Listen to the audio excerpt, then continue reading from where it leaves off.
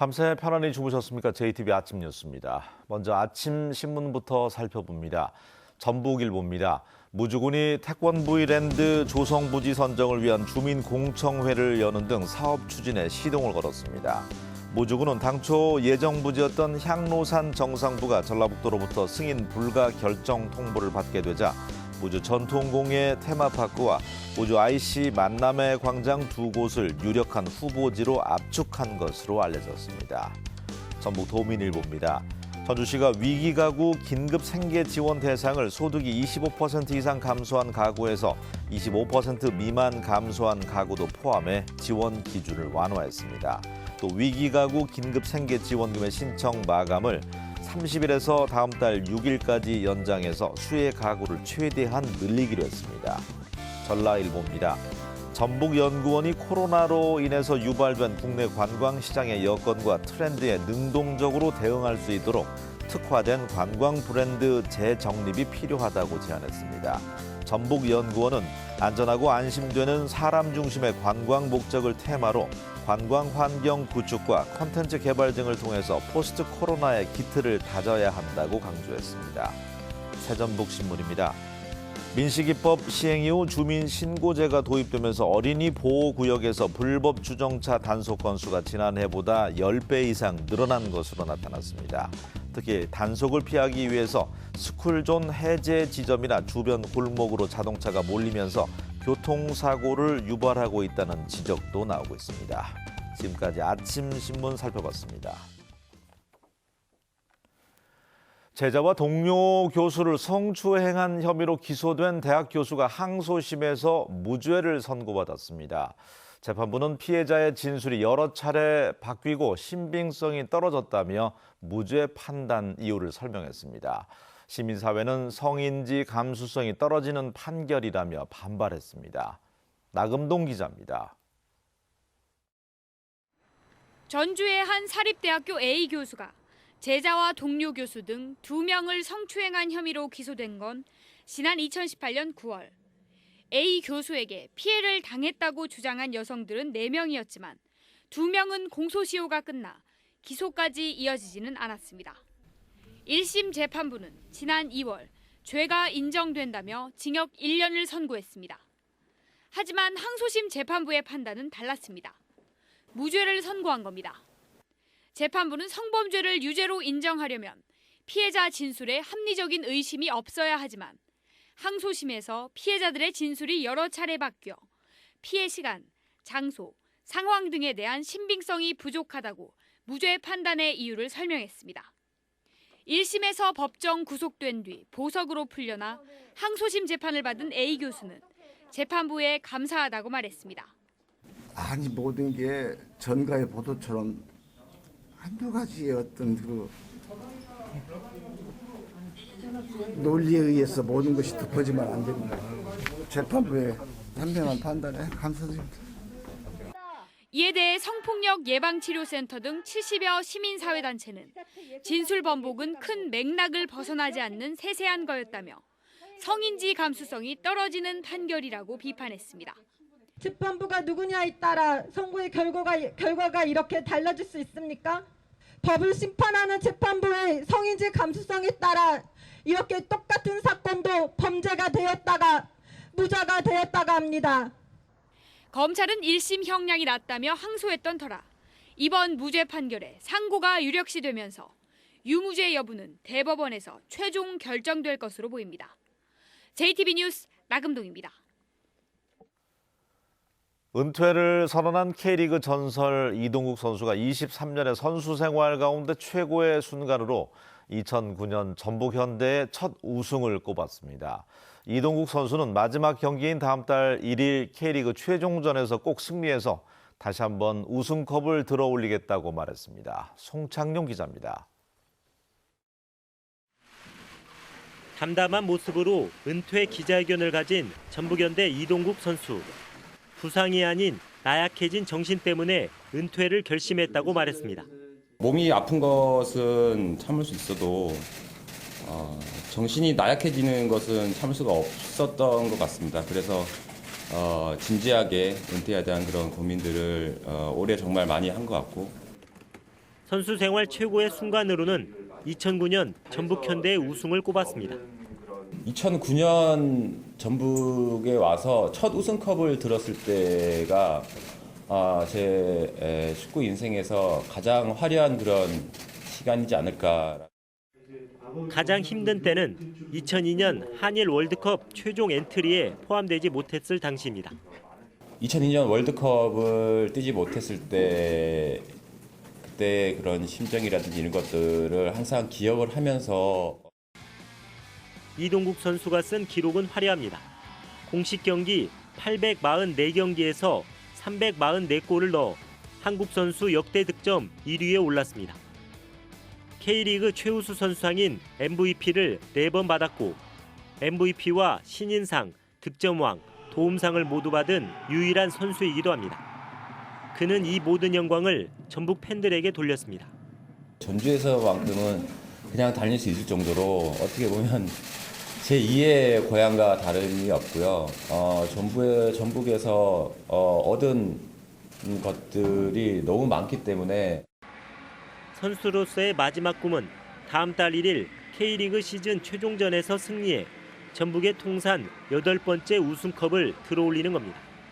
슬퍼서 우는 것보다 기쁨의 눈물이라고 하면 얼마든지 울 수 있을 것 같고 우리 동료 선수들과 함께 마지막 우승 트로피를 들 수 있도록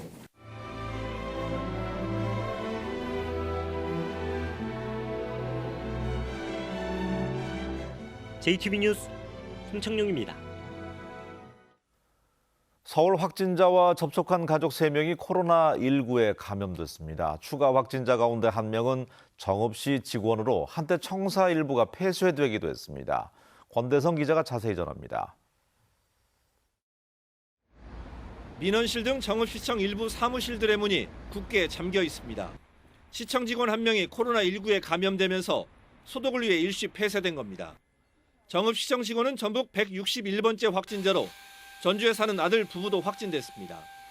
161번째 확진자는 지난 주말 서울에서 내려온 딸을 아들 부부와 함께 만났습니다. 딸이 지난 26일 서울 성동구 134번 확진자로 통보되면서 3명이 검사를 받았고 모두 양성이 나왔습니다. 세대를 달리하는 가족들이 오랜만에 만나셨을 때 친밀함 때문에 방역 수칙이 철저하게 지켜지지 않아서 전파된 사례라고 봅니다. 전라북도 방역당국은 확진자 3명의 직장 동료와 교인 등 우선 42명을 접촉자로 분류해 자가 격리시키고 검사하고 있습니다. 또한 확진자가 들른 식당 등을 공개하고 같은 시간대 방문자는 검사를 받아달라고 요청했습니다. 광복절 이후 2달 동안 전북의 확진자를 보름 단위로 분석해보면 최대 44명 등 2자릿수를 보이다가 지난 16일 이후 현재까지는 산발적 감염으로 한 자릿수를 유지하고 있습니다. 방역당국은 거리두기 단계 완화로 지역 간 이동과 각종 모임이 활발해진 만큼 기본적인 방역수칙 준수가 그 어느 때보다 중요하다고 밝혔습니다. JTB 뉴스 권대성입니다. 중국 기업인 CNPV사가 새만금의 태양광 발전 시설만 짓고 약속했던 3천억 원의 추가 투자를 철회했습니다. 새만금 개발청이 법적인 조치에 들어갔지만 원상 회복과 부당이득 반환이 쉽지 않아서 결국 실패한 외국 자본 유치로 남을 가능성이 커졌습니다. 김진영 기자가 취재했습니다. 중국의 태양광 발전업체인 CNPV가 지난 2016년에 250억 원을 들여 새만금에 만든 10메가와트 규모의 태양광 발전 시설입니다. CNPV는 발전 시설 허가를 받을 때 추가로 3천억 원의 태양광 제조 시설을 투자하기로 약속했지만 5년째 강감무소식입니다. 새만금 개발청은 이에 따라 5만 평에 이르는 시설 부지의 원상 회복과 부당이득 반환 등 법적 조치를 위해 법률 자문을 의뢰했습니다.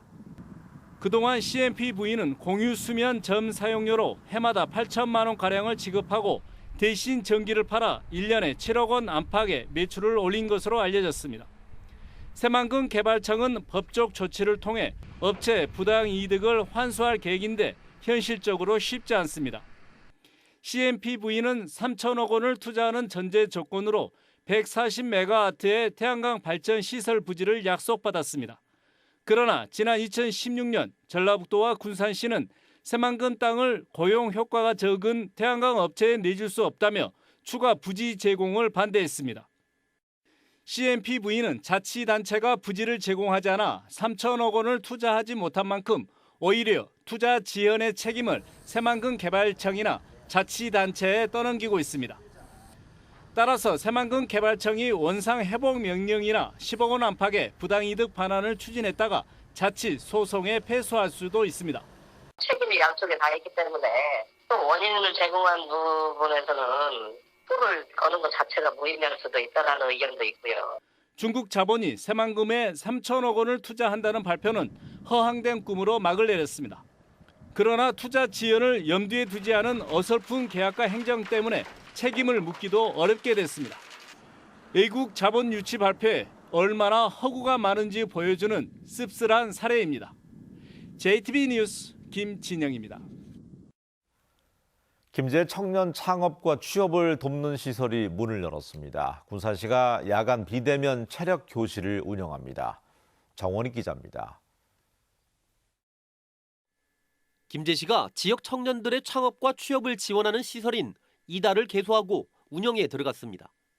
신풍동 일원에 13억 원을 들여 지은 이 시설에서는 청년들을 위한 체계적인 프로그램이 진행됩니다.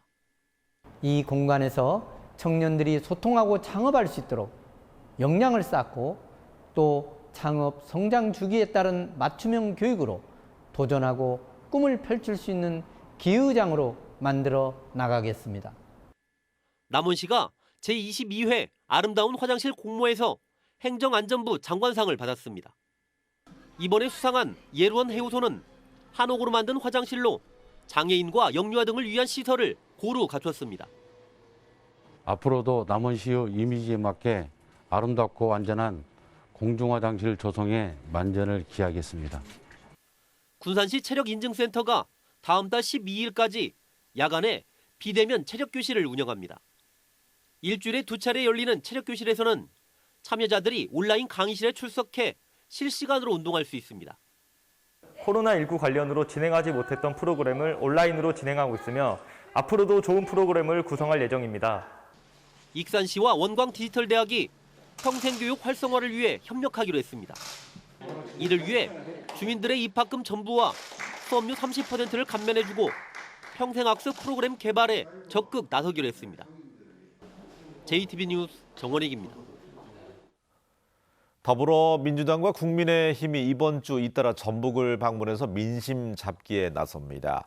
먼저 국민의힘은 김종인 비대위원장 등 지도부와 17명의 의원들이 전북도청을 방문해서 14개 시군과 의원 간의 1대1 후원 협약을 하고 한국탄소융합기술원을 방문할 예정입니다. 또 더불어민주당은 지역균형 뉴딜 사업과 관련해서 내일 부안군청에서 현장 최고위원회를 열어서 지역 현안을 점검한 뒤에 신재생에너지 테마파크를 살펴볼 계획입니다. 전북의 소비자 심리 지수가 크게 올랐습니다. 한국은행 전북본부는 10월 중 전북의 소비자 심리 지수는 92.4로 지난달보다 7.7%포인트 상승했다고 밝혔습니다. 한국은행은 사회적 거리 두기 단계가 완화되면서 효과가 나타난 것으로 분석했습니다. 전북은 현재 장수가 영하 0.4도, 지난 영하 0.5도를 보이는 등 동부 내륙 지역을 중심으로 기온이 크게 떨어졌습니다. 오늘 낮 기온은 16도에서 18도의 분포로 어제보다 조금 낮겠습니다. 내일 아침에도 기온이 떨어져서 0도에서 영상 5도를 보이겠고 낮에는 17도에서 20도까지 오르겠습니다. 전주기상지청은 오는 일요일에 비가 내린 뒤에 기온이 더 떨어질 것으로 내다봤습니다.